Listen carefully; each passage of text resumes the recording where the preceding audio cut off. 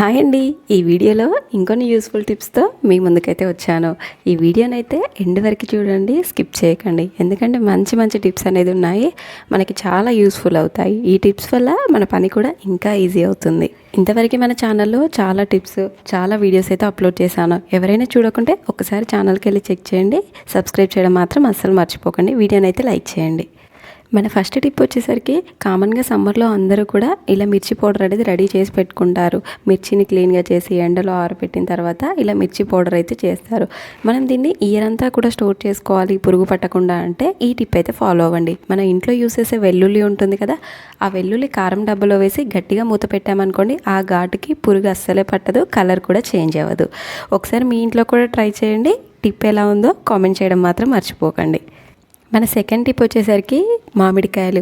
నార్మల్గా ఇది summer season కాబట్టి సమ్మర్ అనగానే ఫస్ట్ గుర్తొచ్చేది మామిడికాయలు. ఈ పచ్చి మామిడికాయలు అనేది ఈ సమ్మర్ సీజన్లో జస్ట్ 1 మంత్ మాత్రమే దొరుకుతాయి.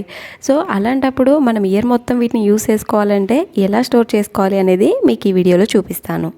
నేను చెప్పే ఈ సింపుల్ టిప్ వల్ల మీకు ఇయర్ మొత్తం కూడా ఈ పచ్చి మామిడికాయని స్టోర్ చేసుకొని పులిహోరకి కానీ కర్రీకి కానీ ఎలానైనా యూస్ చేసుకోవచ్చు. ఫస్ట్ మార్కెట్ నుండి తీసుకొచ్చిన వెంటనే మామిడికాయలు అన్నట్టు కూడా ఫ్రెష్గా కడిగి తుడిచిన తర్వాత ఇలా దానిపైన ఉన్న పీల్ అంతా తీసేయాలి. నెక్స్ట్ మామిడికాయ మొత్తం కూడా నీట్గా పీల్ చేసిన తర్వాత ఫ్రెష్గా ఒక పొడి క్లాత్తో తుడుచుకొని మనకి ఏదైతే మామిడికాయలు ఉన్నాయి కదా వాటిని నీట్గా తురుముకోవాలి. తురుముకున్న తర్వాత దాని క్వాంటిటీకి తగ్గట్టుగా కొంచెం పసుపు, ఉప్పు ఈ రెండింటిని కూడా బాగా మిక్స్ చేసుకొని ఒక డబ్బాలో కనుక పెట్టి గట్టిగా మూత పెట్టి ఫ్రిడ్జ్లో పెట్టామనుకోండి, మనకి నెక్స్ట్ ఇయర్ సమ్మర్ సీజన్ వరకు కూడా ఈ మామిడికాయల్ని ఫ్రెష్గా వాడుకోవచ్చు. మనకి నార్మల్గా మామిడికాయలు ఏదైతే టేస్ట్ ఉంటాయో సేమ్ ఇలా తురిమి పెట్టుకున్నా కూడా సేమ్ అంతే టేస్ట్ ఉంటుంది. ఏమాత్రం టేస్ట్ అనేది తగ్గదు. మా ఇంట్లోనైతే ప్రతి సంవత్సరం ఇలా ఇయర్కి సరిపడా ఒకేసారి అయితే తురిమి పెట్టుకుంటాము. ఇయర్ మొత్తం కూడా దీన్ని పప్పు చేసుకోవడానికి, కర్రీ చేసుకోవడానికి, పులిహోరకి ఇలా డిఫరెంట్ మనకి మామిడికాయ ఎప్పుడు కావాలన్నా కూడా దీన్ని అయితే యూస్ చేసుకుంటాము. ఒకసారి మీరు కూడా ఈ టిప్ అనేది ట్రై చేయండి, డెఫినెట్గా మీకైతే యూజ్ అవుతుంది.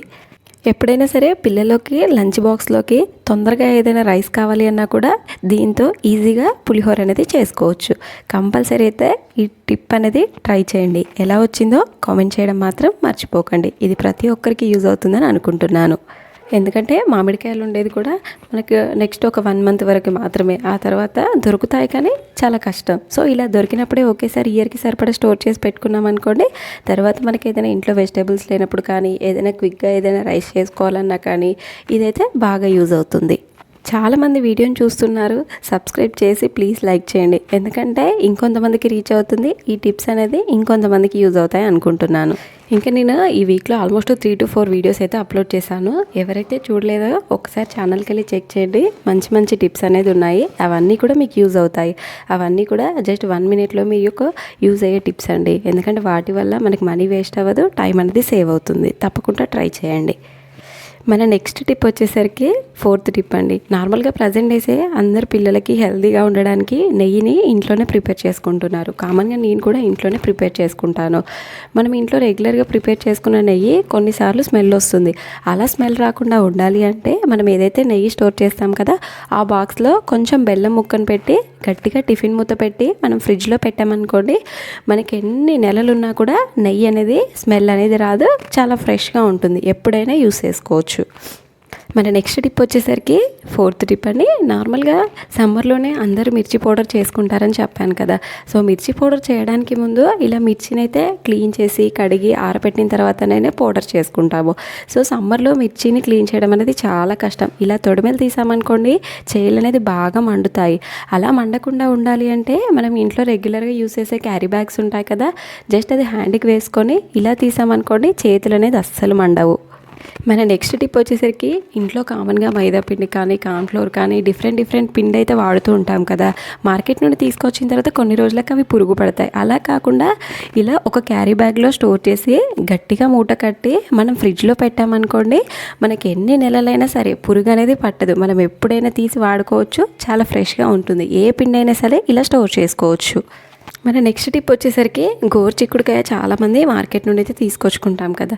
తీసుకొచ్చిన తర్వాత మనం అలానే క్యారీ బ్యాగ్లో పెట్టేసామనుకోండి, అది మొత్తం కూడా పాడైపోతుంది. అలా కాకుండా మనం తీసుకొచ్చిన తర్వాత నీట్గా కడిగి ఆరబెట్టిన తర్వాత ఇలా చిన్న చిన్న పీసెస్గా కట్ చేసుకొని దాన్ని ఒక బాక్స్లో వేసి స్టోర్ చేసి గట్టిగా మూత పెట్టి ఫ్రిడ్జ్లో పెట్టామనుకోండి, మనకి మినిమం 1 మంత్ వరకు అయితే చిక్కుడుకాయ అనేది పాడవకుండా చాలా ఫ్రెష్గా ఉంటుంది.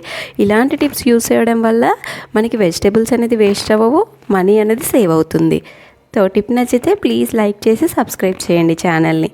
ఇంకా వెజిటేబుల్ స్టోరేజ్ టిప్స్ అనేది మన ఛానల్లో చాలా ఉన్నాయి. ఒకసారి మీరు ఛానల్కి వెళ్ళి చెక్ చేయండి. ఏ వెజిటేబుల్ ఎలా స్టోర్ చేసుకోవాలో మీకు క్లియర్గా అన్ని వీడియోస్ అనేది చేశాను.